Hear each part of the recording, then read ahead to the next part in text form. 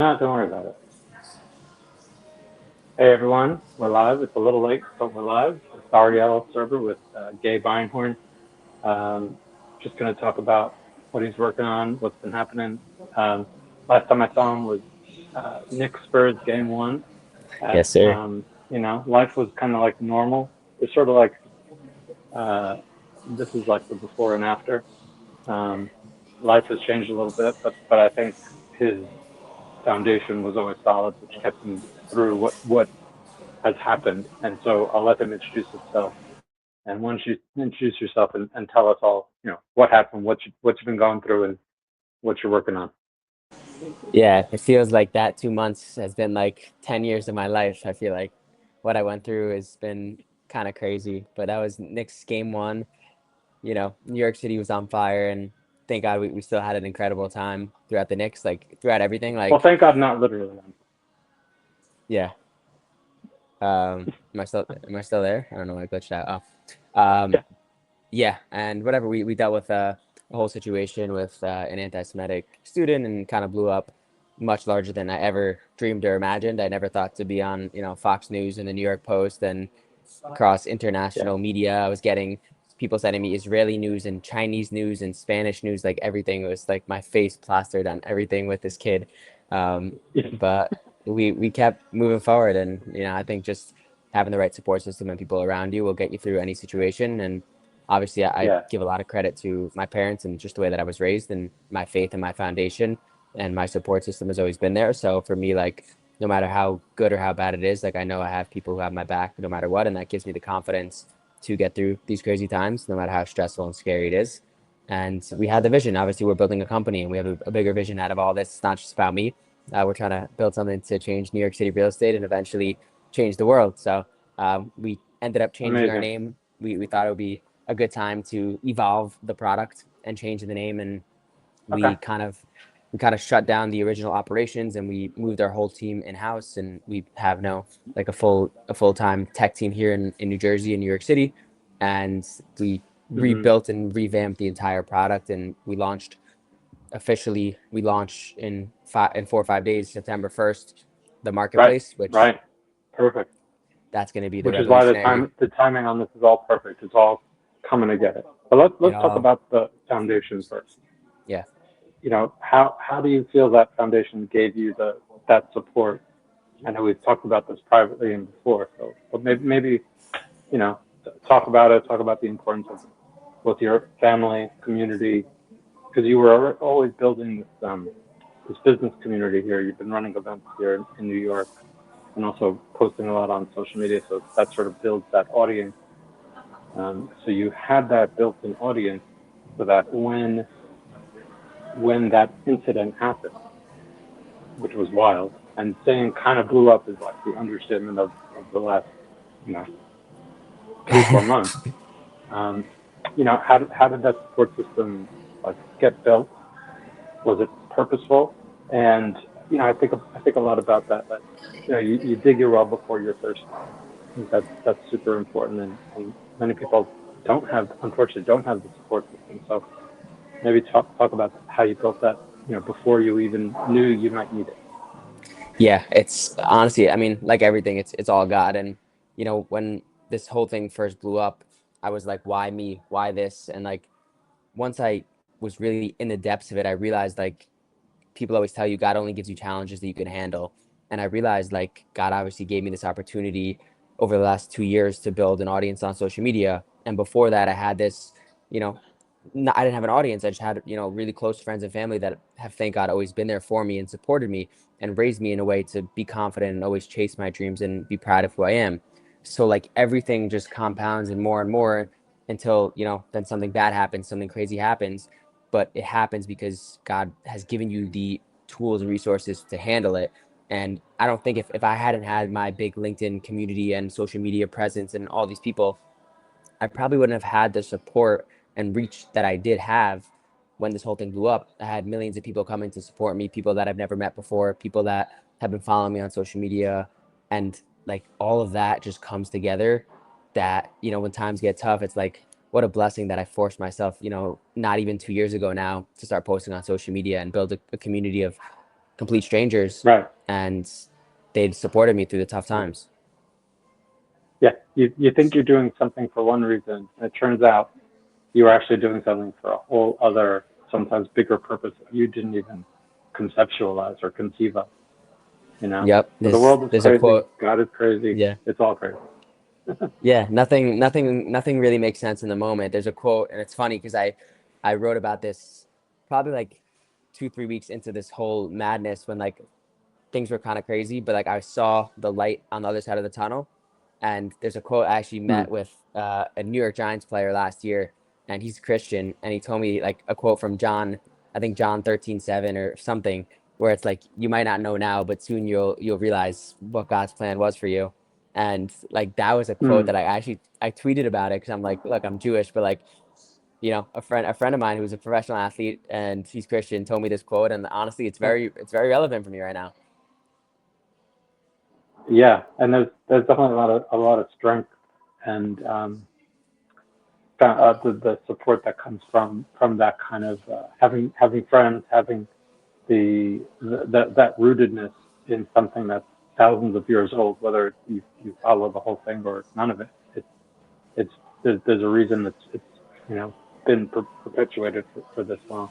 So so you were building verified, but now you changed the name, you changed the approach.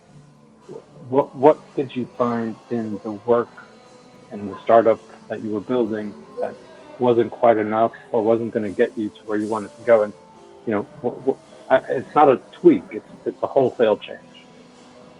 So we evolved the And the new entire name product. represents that. Yeah. Yeah. So we evolved the whole product. It's funny because my brother Aiden, who's my co-founder, and he's really the brains behind all this. He doesn't get a lot of credit because he doesn't like to be on camera, so I got to do it. But he's really the brains behind all of it, and it's funny because we were looking back when we decided to make this name change and evolution. His original vibe codes from last year around this time was this product that we were like, okay, we're ready for it. And when we launched Verify ID, it was like the beginning step of this product where it was just the verification aspect of the application process where we still had the renters and landlords, and we were adding to that process to make it better by ensuring we were actually verifying those tenants. But we realized that the longer term goal and what's really revolutionary is this marketplace.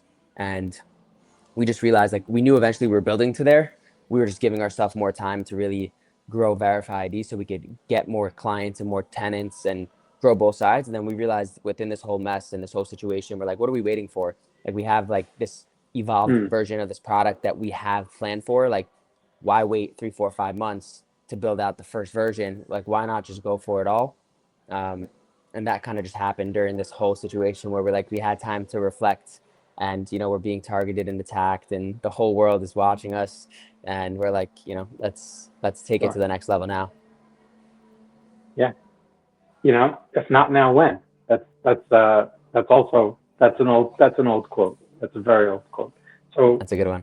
so tell me more about the new product, the new vision that you guys have. You know, who's it for? What problem does it solve? All that kind of thing. Yeah, so we're starting it right now in New York City, and it's really targeting the rental process here in New York City. Anybody who's trying to find an apartment, from the affordable to the most expensive luxury, anybody who's trying to find an apartment, we're pre-verifying you. So we verify your identity, your income, but our AI learns about your lifestyle and your preferences. So we can actually match you to the perfect apartment. And we already have the landlords on the platform. So you're not applying to these apartments. The landlords are reaching out to you to say, hey, we have this unit. You are the perfect match. Do you want to move in? Yes or no? And if you say yes, all of your information is already in our platform. So the application process happens like on the spot. For example, right now, you have to apply to an apartment, and they have to accept you and request a tour, and then you got to go tour the apartment, and then they got to send you an application Hmm. link, and then you got to send all your information, and then you got to wait for them to get back to you if you're approved or denied, and then they got to get back to you about when you can move in. And this whole process takes weeks and sometimes months, where people are just trying to find somewhere to live, and it doesn't have to be that complicated. The whole process is backwards. The renters, just like when you want to buy a Yeah. house, you show up with a pre-approval letter, and that pre-approval letter basically tells any seller, I can afford this house. And if you like the house and you want to put in a bid, you're already pre-approved. the process is already done up front. Why is that not this case for renters? So that's what we're trying to do for renters. And for landlords, it's a no-brainer because right now they're spending so much time dealing with thousands of applicants that they have to manually sort through to find who is a qualified tenant to let into their building. And in cities like New York City, for example, where it's very tenant friendly, if you get the wrong tenant in your building, you could be screwed for 12, 18, sometimes more months where they're not going to pay you a single Sure. dollar. And I was talking to my brother also and a couple of brokers about this, that the even bigger problem is rent stabilized units. There's over 57,000 vacant rent stabilized units in New York City, and many landlords are not even Wow. listing them anywhere. They're not even listing them because It's not worth it. they'd rather keep them vacant and lose money on them every single month than risk getting a bad tenant who's going to destroy it and never leave and never pay them, which is insane. Wow. Yeah. No, the incentives are totally misaligned. Yeah, So you have like a structural issue there. Absolutely. exactly. So yeah, and it sounds like you're cutting out a lot of the time and that manual labor, so to speak. So what's the launches next week? So what's that all about? What can people expect from that? I know you've talked about it a little bit. Can you say more now? Yeah, so we're gonna have the launch party Monday night, and it's just a celebration of everybody in the community in New York City, real estate founders, entrepreneurs. Honestly, for me, it's just a way for me to show my love and appreciation to everybody who supported us through this journey, because it's has not been a straight one, and it's been crazy as we discussed earlier, and we're obviously grateful for those people, and we want to just celebrate the night with them. And we finally got to this point through all the ups and downs. So it's going to be an exciting night. It should be fun. Nothing crazy to expect. I'll probably get up there and speak for a little bit, but we got some food, kosher food, drinks, so it'll be good vibes. And then the launch obviously will be the next day, September 1st.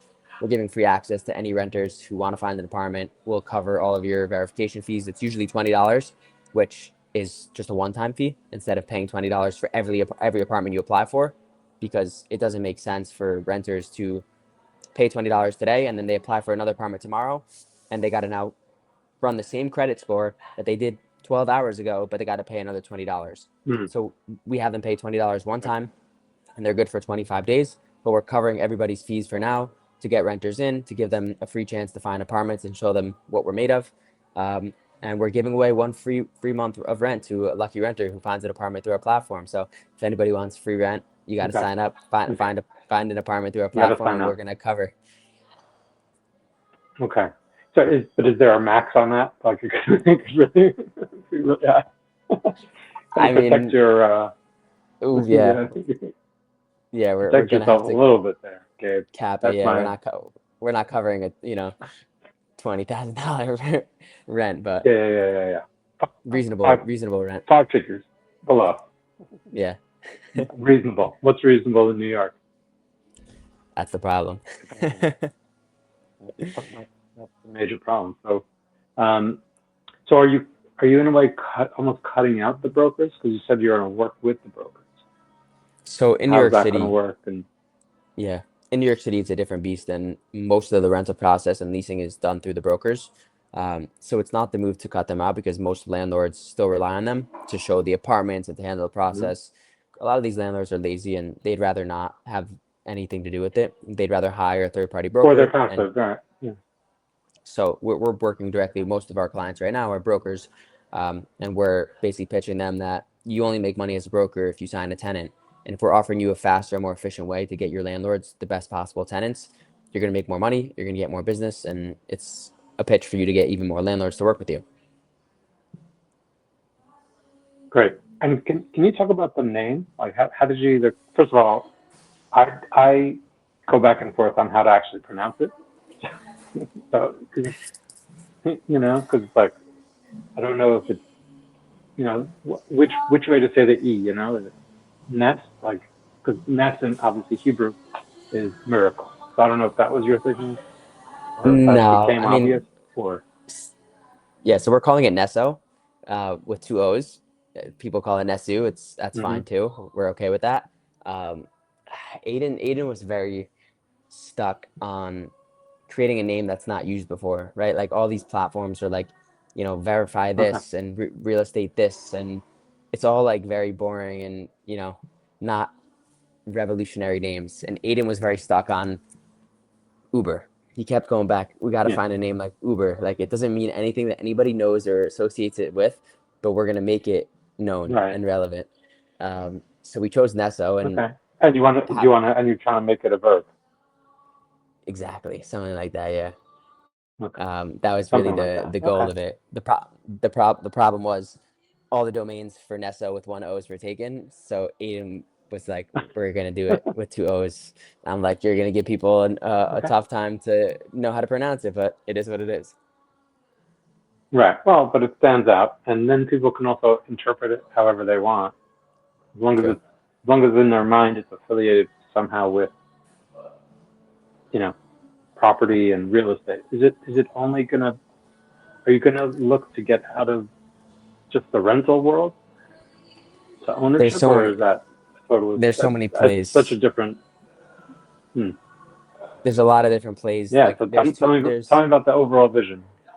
yeah. I mean, the overall vision is to stick with the rental market initially and expand nationwide. We're already have a lot of clients out in Atlanta and Florida that we'll get to um, at the right time Mm-hmm. once we really solidify New York. But the goal is like replicated across the country until we get everywhere, and then like the model really becomes useful for both sales as well as real estate finance. So like it's really becomes that marketplace of like matchmaking for everything, but definitely growing it Okay. out on the rental side first. Okay. Yeah. No, that makes a lot of sense. And how have you been? So you've been building the social media presence. Maybe talk a little bit about what's been helpful to being successful on that on this front. Yeah, it's a game changer. I mean, it's free marketing. If you're creating a business, you're selling a service. In the end of the day, majority of people are selling themselves. And if you have a free way to market yourself, well, who you are, what you stand for, what you value, and you're able to do that for free at scale, it's a no-brainer that you're going to get people who want to work with you and support you. Yeah, absolutely. And you wrote about being authentic, and it definitely you definitely match the online with the in person. And I think some of the some of the stuff I've seen you post about, what are people paying in rent, and it's just that personality. How does that also tie into your mindset to create the confidence to just go up to strangers and do that? I mean, like anything else, it just reps, right? You only get better at it the more you do it. And for me, I just like I keep getting more ideas and I'm studying a lot of content that's working and I'm like I got to try these things out. Like if you want to grow a company, you want to do things like you can't put limits on it. Like you got to really try everything out, see what works, see what sticks. And I started liking I like to make myself uncomfortable and push myself to the limits and it's funny people don't believe me when I tell them that I'm actually an introvert and I prefer to actually, Okay. be by myself or with just my family. Um, so it's Mm, funny because people don't believe me like that, but like I've just pushed myself so much, especially these last 3 4 years, to get out of my comfort zone and try like the most extreme versions of getting over my fear of public speaking and talking to strangers and putting myself out there. And obviously, can't get more extreme than walking up to strangers in New York City. So that's what I chose to right. do. Or ending up on cable news or the New That York too. Post or whatever. I mean, like every WhatsApp chat, every every Jewish WhatsApp chat, which is like there must be like a billion. Uh, like, Yeah, it but was. like you become very recognizable, and there's I feel like there's got to be upsides and downsides. Can you talk about that a little bit? Yeah, I mean, it's definitely cool and fun. Like most days now, like especially the last 2 3 4 months, like at least one, sometimes up to 5 or 10 random people will like stop me in the streets and just tell me, we love your content, we appreciate it, and like the Jewish people like love that I walk around like kippah, and they're like, thank you what you do for us. But even random people that aren't Jewish and they like see my content from other things, and they're like, yo, like we love what you do, we see you. So that's obviously amazing, and I love it. It's usually awkward, like when I'm with people from my family or my old friends and stuff like that, where I accept the fact that they're gonna have their making fun of me, and it's cool. I was talking to one of my best friends this morning. I don't know if you met him before, but you'll probably meet him soon. And he flew with me to San Francisco in February when I still had like 1,000 followers on Instagram. So like he was there with me like before we had anything. So like I let him slide, but like Okay. we'll be in public and he'll be like, "Yo, this guy's famous. He has 300,000 followers on Instagram." We're at the Mets game and he stands in the middle of everybody. He starts pointing to me, "Yo, this guy's famous." So like stuff like that is obviously Uh, like you know, but it's good. It's fun. Obviously, like you gotta be careful with yourself and make sure you're safe and yeah, always checking your surroundings out here in New York City. yeah, and I think the fact that although you're young, you do have that maturity to handle it, which I don't think a lot of people may not have. So I think that's a credit to again your background and how you grew up. How does being? Cause I know also you were an athlete in school and everything. How do you feel like that helped prepare you for for the, for the social media piece, but also for being in business and the mindset and the focus and coachability that you need? Yeah, it's that mindset of consistency, hard work, and adaptability, right? Startups, obviously, everybody knows are roller coasters. You got to be able to be adaptable and go with the flow and understand that things are going to be ups and downs. You're going to have to make changes, and that's part of sports too. Is it's never a smooth game. You might be down 2-3-0 in the first half, and you could come back and win the game. Yeah. So that's obviously one thing, and then You just might be down. consistency, You like might be for down 29. 28-3. I'm still not over game four. Well, no, Insane. 29. Oh, 29. I'm talking about game About the four. Knicks. Come on. About the Knicks, yeah. That too. And then I think like Okay. consistency for social media. Like one thing that I posted about today, actually, like a couple hours ago, I was just reflecting because I just hit 28,000 followers, and it's just like there's no easy road to it. I've posted now for 18 months straight every single day. Like no days off, no misses. Like that's sports. That's like for me when I played soccer, like I would go crazy if I missed a day of training, like anything. Um, and you're only gonna get better Mm. if you do it more. You think like Steph Curry and LeBron James are playing once a week? Like no, come on. Like if you want to get good at something, you got to do it every day consistently. You can't just make excuses of you're tired or you're busy. Like if you want to grow at something and you're not doing it every day, then don't complain that you're not growing. Yeah. No, and I think that's great advice uh, for any any young professional or startup founder. Uh, what other advice do you have for people starting out or looking to grow or looking to build their own their own uh, their own business? It's not easy, of course, but find something that you're passionate about and enjoy, because if you can't get through it during the tough times, if you're not motivated enough through it during the tough times, then it's probably because you're not doing something that you really truly care about. So make sure that you're going to spend your time, and in the end of the day, people spend most of their lives working. So make sure you're doing it, something that you love every single day, because no one wants to grow up being miserable and looking back when they go die in their grave and be like, damn, I wish I would have tried this out, or I wish I would have done that. Figure out what you want to do, especially when you're young. You're going out of college. Like there's so many ways now to make money and chase your dreams. It's a no-brainer for me, even if you start while you're in college, so you don't have to worry about supporting yourself or something like that. But just go for it. Like life is short, and you might as well go try to chase your dreams. And worst case, you fail, and then you learn something from the way, and it'll probably lead you to your next opportunity. But taking risks and going for it will usually pay off in the long run. Yeah, no, that's really well said, and I again I think it's very impressive to hear young folks talk like this because I I think it's a kind of a new generation. I think there's a lot to be said about Gen Z. There's a lot of I guess negative stereotypes probably that you've heard of, but I think it's really about trying to figure out their way in the world, and this is the way to do it because the pension plan and the gold watch is not happening the same way it was for like our parents. And actually, your parents are probably like my age, to be honest. I don't even know, but Probably, yeah. but Yeah, but that's the thing about the, I actually was talking to someone and they were saying there's five generations in the workplace these days. Uh, so so it's like you have to get along and you have to always be learning and adapting and work, to work with everyone's different styles. Everyone comes from a different place. I think that perspective uh, is very important to carry forward. How are you dealing with now that um, you're sort of you're in the world of real estate, but you're also internally building a business? How are you finding the challenges of building the business from the operational, recruiting, product building side?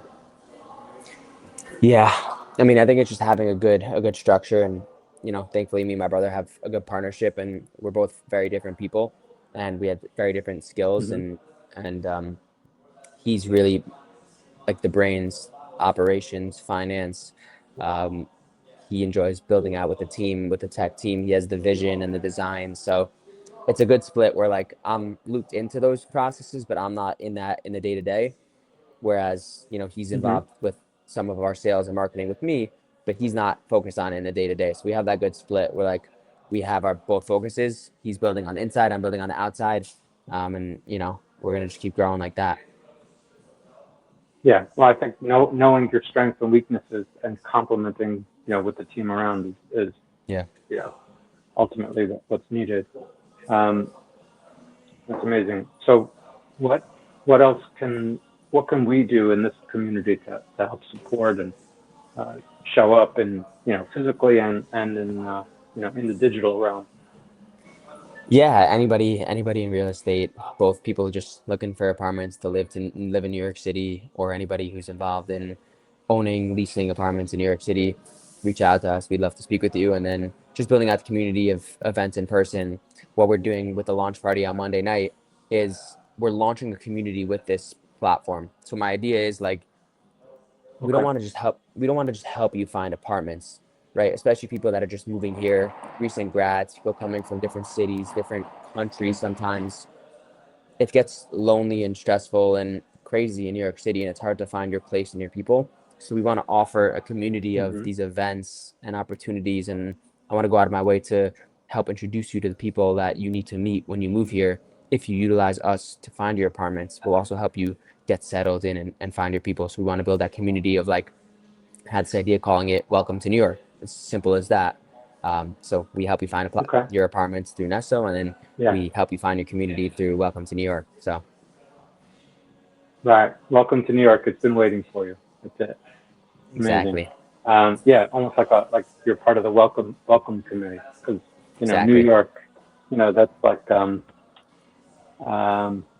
what's the Eddie coming to America, where it's like Yeah, welcome to New York. It's like literally, actually that's the apartment finding experience. It's like you know you you come from one lifestyle and welcome to New York. You're in the crappiest apartment imaginable. yeah, What do you have in place? I imagine there's almost a risk sometimes with like when you're making these introductions because like your reputation and your business essentially is also on the line when you're yeah, when you're making an introduction. yeah. Anytime Of you course. refer someone to someone else, that you're in a way taking a professional and a personal risk. So how do you guard against or sort of mitigate that risk? I think it's just making sure you know the right people that you can trust, and obviously through all these networking events and social media and taking the time to meet people face to face, I know what most of my close connections are about and what they stand for, and I feel comfortable Mm-hmm. referring them.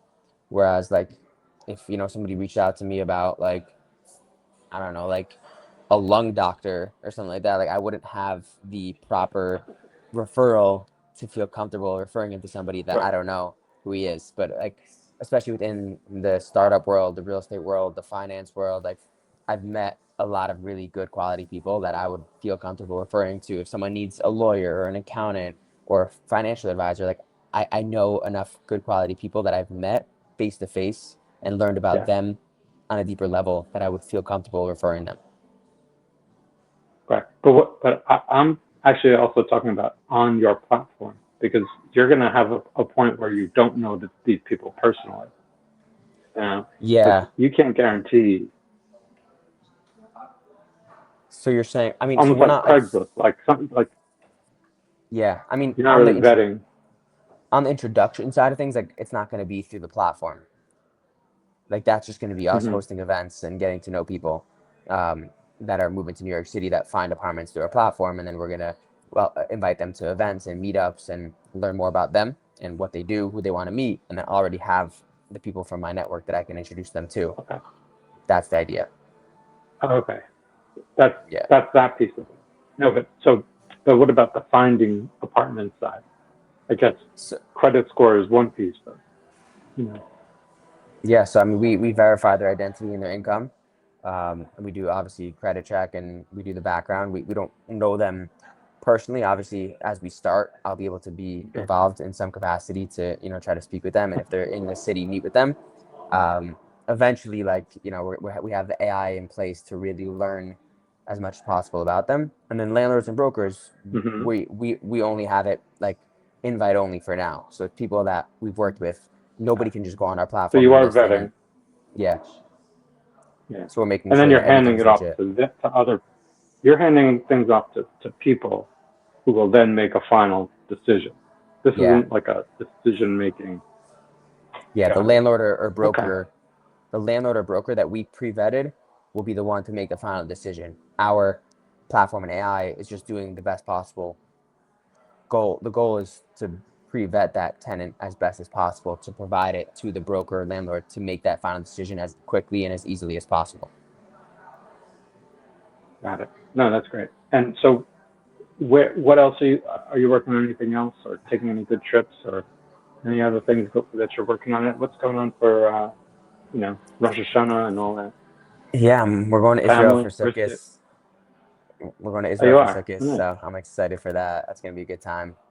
Okay. We'll be there for like 10, My 11 daughter days. actually, she just landed. She landed in Israel about 2 weeks ago for a Okay. seminary. Wow. 7A. Wow. She's having. That's I mean, crazy.